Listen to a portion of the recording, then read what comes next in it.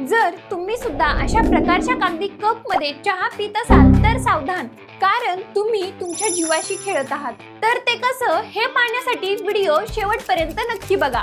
खूप सारे लोक असा विचार करतात की हा कागदाचा कप आहे, पण तुम्ही कोणत्याही कागदाच्या कप मध्ये चहा टाकाल तर तो लगेचच फाटून जाईल।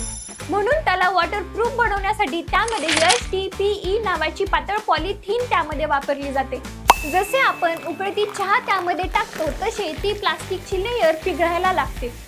IIT खरगपूरच्या एका रिसर्चनुसार जेव्हा तुम्ही एका प्लास्टिकच्या कप मध्ये चहा पिता तेव्हा तुमच्या शरीरामध्ये 25,000 मायक्रोप्लास्टिकचे कण जातात, जे तुमच्या शरीरामध्ये कॅन्सर आणि वंध्यत्वाचा धोका वाढवते।